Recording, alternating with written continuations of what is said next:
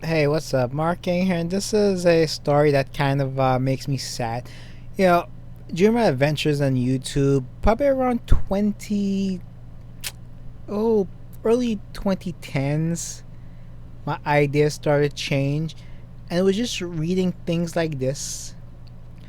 And it's like you become more, again, when you become older, you become wiser. Like I preach to men, like this is part of the reason why women look for older men, not just finances, is because men are wise. Okay, women look to men on what to do.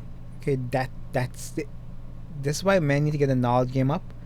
They look for, and it's sometimes it's unfair. I agree, because you're a man, you're required to know more. Okay, you're required to make more. You're required to be more. Okay, but this is what I would say to young men and even older men and young boys. You are capable of more. Okay, this is the thing the school system will not tell boys. They are capable of more. Okay, God give you genetic gifts. Anyway, elderly man tied up wife and underage daughters illegally. What's up? What can I say? This touched, violated on a South African farm. Okay, South Africa was one of the best nations. Okay, well, I started poorly there for those who apartheid, yada yada yada. But it was a clean, safe nation once, right? It's before my time, but it's sad what South Africa has turned into. It's essentially genocide for the whites. After the whites took care of the nation, gave it back to the technically it's not even the ruling population. The original like the original like South African people, like the like kind of like orange skin, they were being hunted by, let's just say, the sub-Saharans. Okay, this is history. This is the truth, right? This is what happened. So they're giving it to the sub-Saharans who never had claim to the nation. It's insane.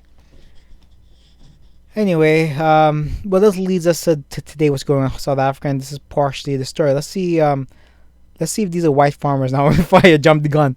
So this is by Breitbart. This is by Jack Montgomery. A 73-year-old man was tied up and beaten by home invaders who loved his wife, aged 46, and oh my gosh, that is horrible, man. 15 and 11. That's terrible. What sort of like, what sort of guy would do that?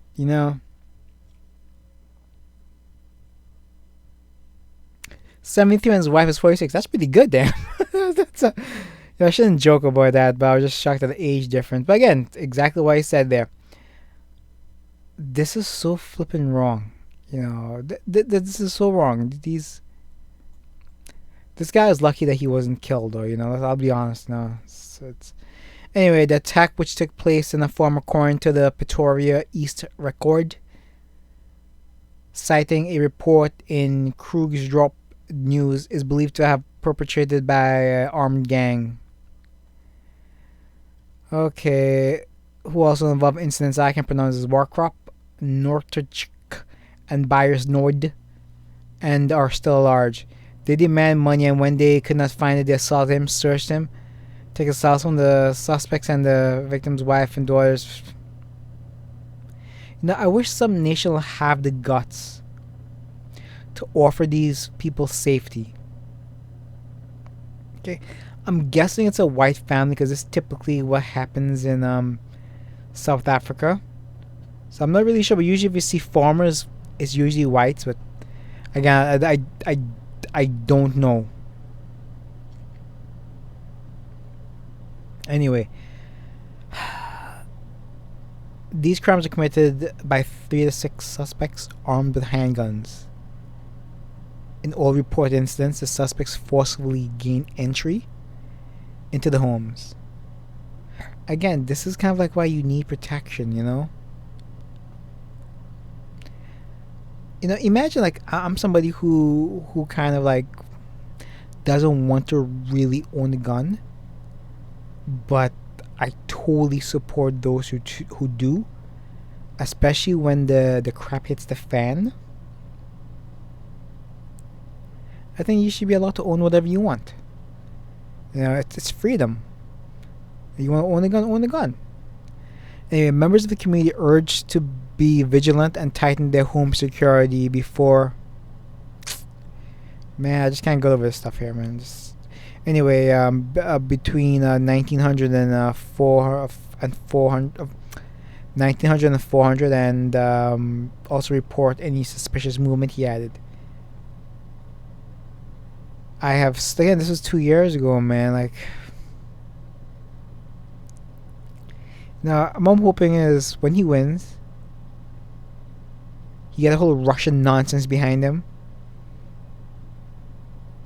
and he'll start hopefully helping the farmers of South Africa, the white farmers. Okay, it's not right. Those people are evil in South Africa.